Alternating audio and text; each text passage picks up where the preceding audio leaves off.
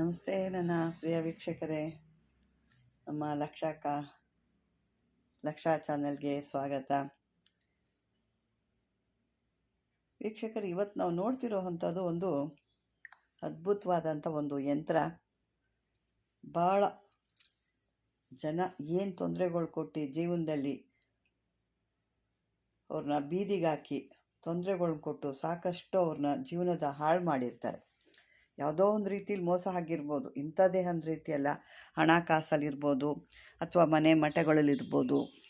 ಕೆಲವರು ಹಣಕಾಸುಗಳು ಈಸ್ಕೊಂಡು ಅವ್ರ ಹತ್ರ ವಾಪಸ್ ಕೊಡದೆ ಮತ್ತು ಅವ್ರಿಗೆ ಹೋಗಿ ತೊಂದರೆಗಳು ಮಾಡಿರ್ತಾರೆ. ಈಗ ಹಣ ಕೊಟ್ಬಿಟ್ಟು ಅವರೇ ಕೆಲವೊಂದು ಸರಿ ತೊಂದರೆಗಳು ತೊಗೊಳ್ತೀವಿ ಅಂತ ನೋಡಿ, ಹಾಗೆ ಹಣ ಕೊಟ್ಟು ಇವರು ಕೆಲವೊಂದು ಈ ರೀತಿ ತೊಂದರೆಗಳನ್ನ ಇವರೇ ಅನುಭವಿಸ್ತಿರ್ತಾರೆ. ಅಂದರೆ ಅವ್ರು ಹೋಗಿ ಇವ್ರ ಹಣಕಾಸಾಗಲಿ ಅಥವಾ ಏನೋ ಜಮೀನಾಗಲಿ ಬೇರೆದೇ ಏನು ಇವರು ಬಂದು ಇವ್ರ ಹತ್ರ ಕೇಳಬಾರ್ದು, ವಾಪಸ್ಸು ನಾವು ಕೊಡಬಾರ್ದು, ಅವರು ಬಂದು ಕೇಳಬಾರ್ದು, ಬಾಯಿ ಕಟ್ಟಾಕಬೇಕು. ಮತ್ತು ಇನ್ನೊಂದು ಏನಪ್ಪ ಅಂತಂದರೆ, ಬಾಯಿ ಬಂದಾಗಬೇಕು ಮತ್ತು ನಮ್ಮ ಹತ್ರ ಬಂದು ಹಣ ಆಗಲಿ ಜಮೀನಾಗಲಿ ಆಸ್ತಿ ಆಗಲಿ ಒಡವೆ ಆಗಲಿ ಏನೇ ಮತ್ತೊಂದು ಮಗದೊಂದು ಯಾವುದು ಬಂದು ಕೇಳಬಾರ್ದು ಅಂತ ಕೆಲವೊಂದು ಸ್ತಂಭನೆ ಮಾಡ್ತಾರೆ. ಇಂಥವೆಲ್ಲ ಸ್ತಂಭನೆ ಮಾಡಿದಾಗ ಅವರು ಅಥವಾ ನಮಗೆ ಸುಮ್ಮನೆ ಬಂದು ಜಗಳ ಮಾಡೋದೋ ತೊಂದರೆಗಳು ಮಾಡೋದೋ ಏನೋ ಒಂದು ಮಾಡ್ತಾ ಇದ್ದಾರೆ ಅಂದಾಗ, ನಿಮಗೆ ಕಿರಿಕಿರಿ ಮಾಡ್ತಾ ಇದ್ದಾರೆ, ನಮಗೆ ಮನೇಲಿ ಭಾಳ ಹಿಂಸೆ ಆಗ್ತಾ ಇದೆ ಅಂತಂದಾಗ ಅಂಥ ಶತ್ರುಗಳನ್ನ ನಾವೇನು ಮಾಡಬೇಕು ಹೇಳಿ? ನಮ್ಮ ಸುದ್ದಿಗೆ ಬರೆದಿರೋ ಥರ ಅವ್ರನ್ನ ನಾವು ಕೂಡ ಸ್ತಂಭನೆ ಮಾಡಬೇಕು. ಯಾವುದೇ ರೀತಿ ನಮ್ಮ ಒಂದು ವಿಚಾರಕ್ಕೆ ಅವ್ರು ಬರಬಾರ್ದು, ಯಾವ ನಮ್ಮ ಸುದ್ದಿ ಕೂಡ ಅವ್ರು ಬರಬಾರ್ದು. ಆ ರೀತಿ ಈಗ ನಾವು ಮಾಡಬೇಕು ಅಂದರೆ ಇಂಥ ಒಂದು ಇದನ್ನು ನೀವು ಮಾಡ್ಕೋಬೇಕು. ಬನ್ನಿ ಇವಾಗ ಇದನ್ನು ಯಾವಾಗ ಹೆಂಗೆ ಮಾಡ್ಕೊಳ್ಳೋದು, ಏನು ವಸ್ತುಗಳು ಬೇಕಿದಕ್ಕೆ ಅಂತ ನೋಡ್ಕೊಳ್ಳೋಣ. ಇದಕ್ಕೆ ಭೋಜಪತ್ರ ಬೇಕು. ಈ ಭೋಜಪತ್ರೆಯಲ್ಲಿ ಏನು ಮಾಡಬೇಕು? ಗೋರೋಜನ ತಗೋಬೇಕು. ಈ ಗೋರೋಜನದಿಂದ ಈ ಚೌಕಗಳು ಏನಿದೆ ನೋಡು ಅದನ್ನು ಬರ್ಕೋಬೇಕು. ಈ ಒಳಗಡೆ ಏನಿದೆ ಆ ರೀತಿಯಾಗಿ ಬರ್ಕೋಬೇಕು. ಒಳಗಡೆ ಒಂದು ಬಾಕ್ಸ್ ಹಾಕೋಬೇಕು. ಅದ್ರ ಮೇಲೆ ಸುತ್ತು ನೀವು ತ್ರಿಶೂಲಗಳನ್ನ ಇನ್ನೊಂದು ಬಾಕ್ಸ್ ಹಾಕ್ಕೊಂಡು ಅದ್ರ ಮೇಲೆ ಬಂದಂಥ ಒಂದು ಮಂಡಲಗಳನ್ನ ರೇಖೆಗಳನ್ನ ಅದರಲ್ಲಿ ನೀವು ತ್ರಿಶೂಲಗಳನ್ನ ಒಂದು ತಯಾರು ಮಾಡಬೇಕು. ಬರೆದು ಅದರಲ್ಲಿ ಅದ್ರ ರೇಖೆ ತುದಿಯಲ್ಲಿ ಹೇಳಿದ್ನಲ್ವ, ಆ ತ್ರಿಶೂಲಗಳನ್ನ ಒಂದು ಬರೆದ್ಬಿಟ್ಟು ಆ ಯಂತ್ರದಲ್ಲಿ ಹೆಂಗಿದೆಯೋ ಅದೇ ರೀತಿ ಬೀಜಾಕ್ಷರಗಳನ್ನು ಕೂಡ ಬರೀಬೇಕು. ನೋಡಿ ಅದು ಯಾವ್ಯಾವ ರೀತಿ ಇದೆ. ಮೇಲ್ಗಡೆ ಬಂದು ಟಮ್ ಟಮ್ ಟಮ್ ಟಮ್ ಟಮ್ ಅಂತ ಬರುತ್ತೆ. ಅದೇ ರೀತಿ ಕೆಳಗಡೆ ಕೂಡ ಟಮ್ ಟಮ್ ಅಂತ ಬರುತ್ತೆ.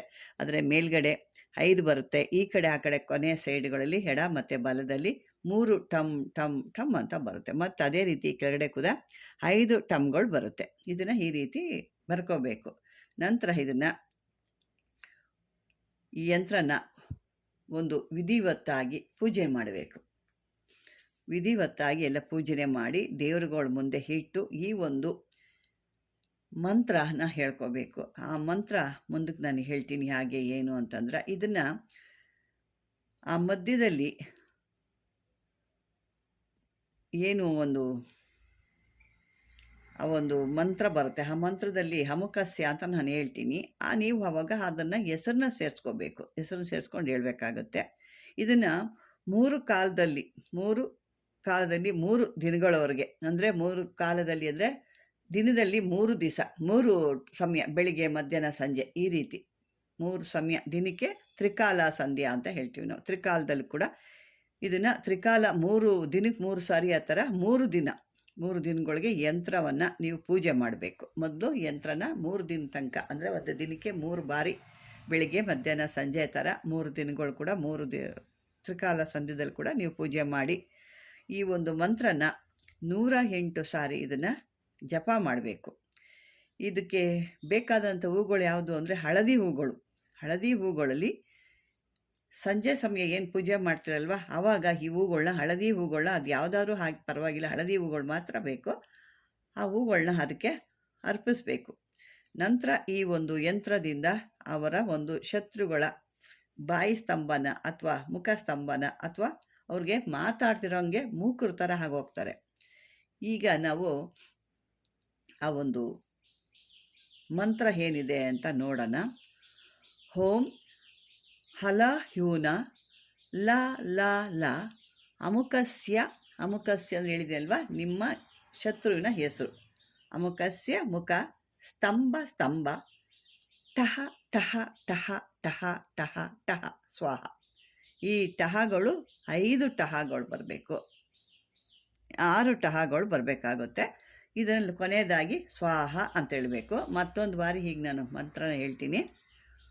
ಓಂ ಹಲ ಹ್ಯೂನ ಲ ಲ ಲ ಅಮುಕಸ್ಯ ಮುಖಂ ಸ್ತಂಭ ಸ್ತಂಭ ಟಹ ಟಹ ಟಹ ಟಹ ಟಹ ಟಹ ಸ್ವಾಹ ಅಂತ ಹೇಳಬೇಕಾಗುತ್ತೆ. ಈ ವ್ಯಕ್ತಿ ಏನಿರ್ತಾನಲ್ಲ ಅವರ ಹೆಸರು ಹೆಣ್ಣಾಗಲಿ ಗಂಡಾಗಲಿ ಆ ಹೆಸರುಗಳನ್ನ ಹಾಕೋಬೇಕು. ಬರೆದು ಈ ರೀತಿ ಮಾಡಿ ಅದನ್ನು ಎಲ್ಲರೂ ಒಂದು ಜಾಗದಲ್ಲಿ ಅದನ್ನು ಮುಚ್ಚಿಟ್ಬಿಡಬೇಕು. ಮುಚ್ಚಿಟ್ಟು ನಂತರ ಇದು ಒಂದು ಕೆಲಸಗಳು, ಆ ಒಂದು ಶತ್ರು ನಿಮಗೇನು ತೊಂದರೆ ಕೊಟ್ಟಿರ್ತಾನೆ, ಏನು ನಿಮ್ಮ ಒಂದು ಹಿಂಸೆಗಳು ಕೊಡ್ತಿರ್ತಾನೆ, ಅಥವಾ ನಿಮ್ಮ ಬಗ್ಗೆ ಏನೇನೋ ಹೇಳ್ಕೊಂಡು ತಿರುಗ್ತಾ ಇರ್ತಾನೆ, ಇಂಥವನ್ನ ಬಾಯಿ ಬಂದಾಗುತ್ತೆ.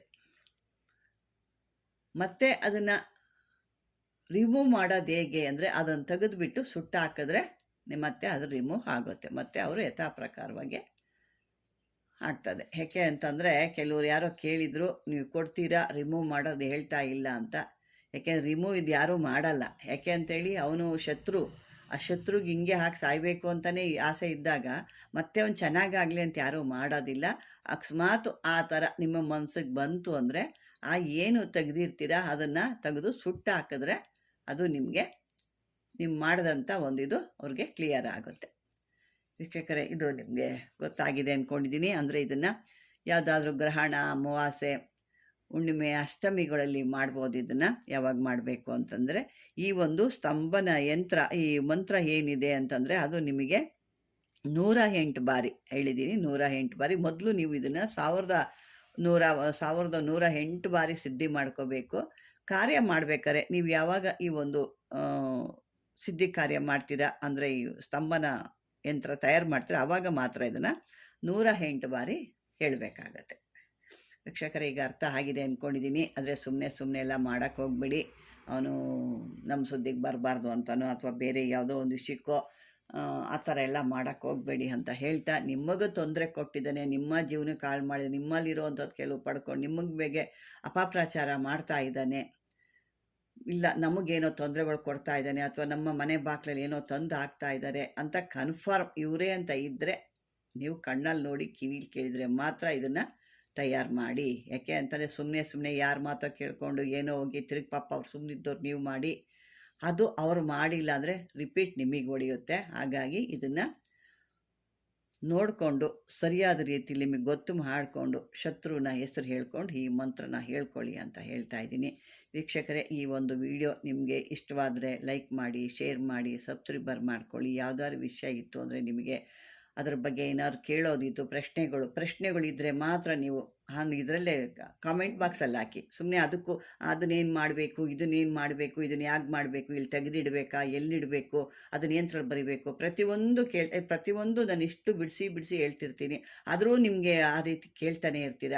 ದಯವಿಟ್ಟು ಆ ರೀತಿ ಯಾರೂ ಫೋನ್ ಮಾಡಬೇಡಿ, ದಯವಿಟ್ಟು ಫೋನ್ ಮಾಡೋಕ್ಕೆ ಹೋಗ್ಬೇಡಿ. ಯಾಕಂದ್ರೆ ನನಗೂ ಸಾಕಷ್ಟು ಕೆಲಸ ಇರ್ತವೆ, ಇಲ್ಲ ಯಾವುದೋ ಒಂದು ಮಂತ್ರಗಳು ಮಾಡ್ತಿರ್ತೀವಿ ಅಥವಾ ಏನೋ ಒಂದು ಮಾಡ್ತಾಯಿರ್ತೀವಿ. ನೀವು ಫೋನ್ ಕರೆಗಳು ಮಾಡಿದಾಗ ನಮಗೇನಾಗುತ್ತೆ, ಅದು ಕಟ್ ಆಗಿಬಿಡುತ್ತೆ. ಮತ್ತು ನನಗೂ ಸಾಕಷ್ಟು ಸಮಯಗಳಿರೋದಿಲ್ಲ. ಇಷ್ಟು ಚಿಕ್ಕದಕ್ಕೆಲ್ಲ ನೀವು ಫೋನ್ ಮಾಡಿದ್ರೆ ನಾನು ರಿಸೀವ್ ಮಾಡಲಿಕ್ಕಾಗಲ್ಲ. ಹಾಗಾಗಿ ದಯವಿಟ್ಟು ನೀವು ಏನೇ ಇದ್ದರೂ ಕಾಮೆಂಟ್ ಬಾಕ್ಸಲ್ಲಿ ಹಾಕಿ, ನಾನು ಆನ್ಸರ್ ಮಾಡ್ತೀನಿ. ನೋಡಿ, ನಾನು ಸಾಕಷ್ಟು ಎಲ್ಲ ವೀಡಿಯೋದಲ್ಲೂ ಕೂಡ ನಾನು ಆನ್ಸರ್ ಮಾಡಿದ್ದೀನಿ.